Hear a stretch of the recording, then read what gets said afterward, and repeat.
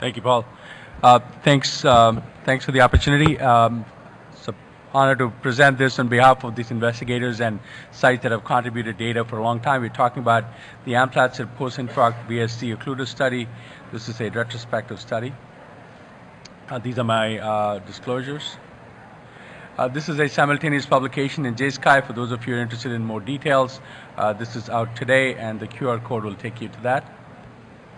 So background, we know that the post-infarct VSD device became available in the United States through emergency and compassionate use sometime in 2002.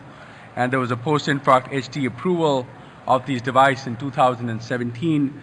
And as part of the approval, there was a requirement to do a post-approval study, which is what this represents. So this device is available in 5 different sizes with a 10 millimeter waist length.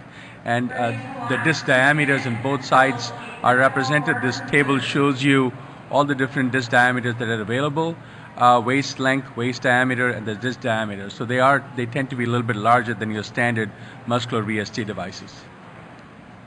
So the approval study overview, the object was the post-approval study, and our goal was to evaluate the safety and possible benefit of the post-infarct VSD occluder in patients undergoing implantation after an acute myocardial infarction. This is a multi-center retrospective observational study. The endpoints were technical success, which is defined as successful implant of the device, acute survival for at least 24 hours post-implant, acute closure, which is defined as an absence of a residual shunt greater than 3 millimeters based upon an echo obtained immediately after deployment and up to 7 days post-procedure. We also looked at 6-month survival and 6-month closure rates. So when you look at the cohort, the total cohort is 131 patients in 2 separate cohorts. Cohort 1 is 99 patients in 64 different sites. These were all available emergency and compassionate use cases between 2011 and 2016. And we looked at technical success, acute survival, and 6-month survival in this cohort. Cohort 2 was an N of 32 in 16 different sites. This was the HDE cohort. These were living and deceased patients greater than 18 years old with a successful post-infarct occluder between November 2017 to November of 2021. And here we looked at acute closure, 6-month closure, and 6-month survival. The patient characteristics, and you can see between the 2 cohorts, what stands out is that a lot of these patients were obviously in cardiogenic shock. Many of them were using, there were intra-aortic balloon pumps in about 50% of these patients in cohort 1. Not much difference with cohort 2. We didn't have a lot of, there was not a lot of data on the use of percutaneous LVAD devices, which were not ubiquitous in the early part of the study. ICU status on the first cohort is unavailable. We did have some data in the second cohort. Time from procedure varied, and in general, it varied from between 7 days to up to beyond 30 days. Essentially, these were high-risk patients with no consistent time between the MI and the time to closure.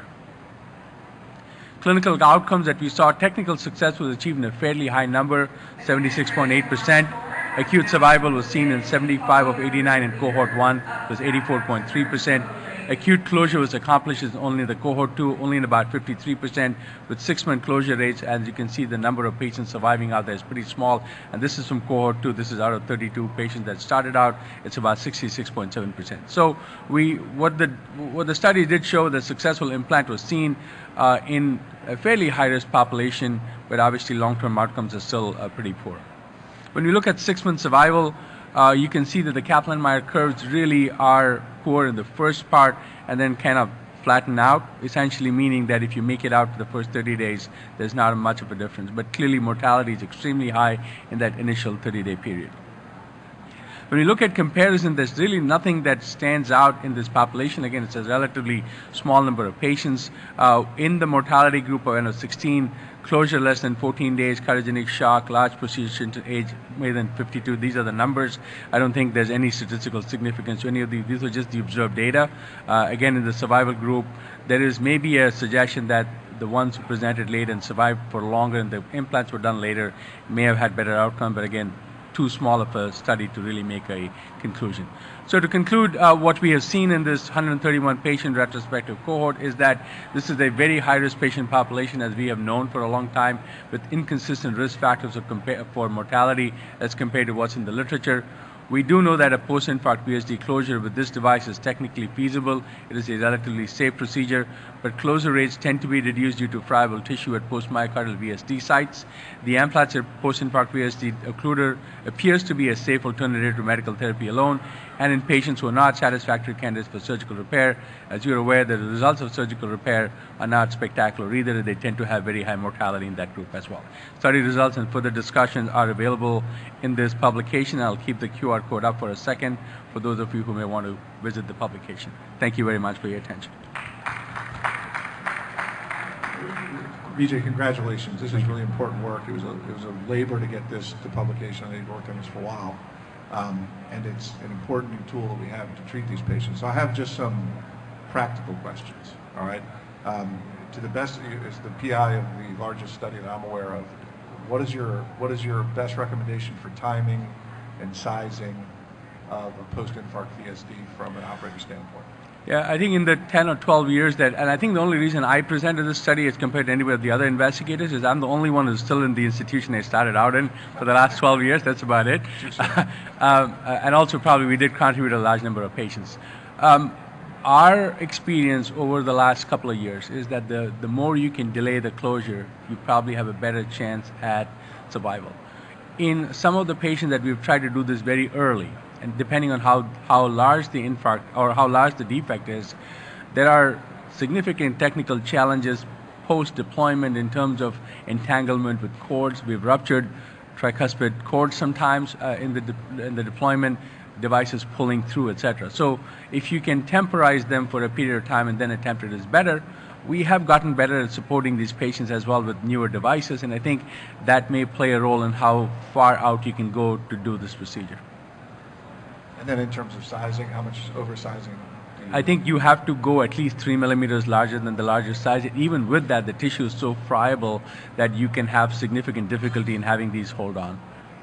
And then lastly, so while I've been wandering the desert waiting for approval, some of us use ASO devices. There's a variety of things. Do you feel this is the best device for this indication? I think given the nature of the tract in post-infarct VSDs, which often tends to be serpiginous, the ability of the waist to lengthen and really plug the hole, to me, appears to be the best device.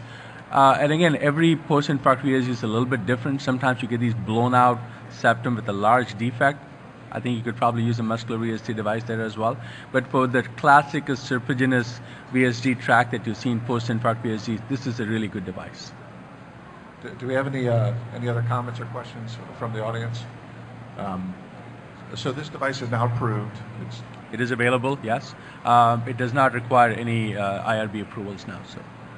Excellent. Well, thank you very much. Thank really you. Important work. We appreciate you sharing with us.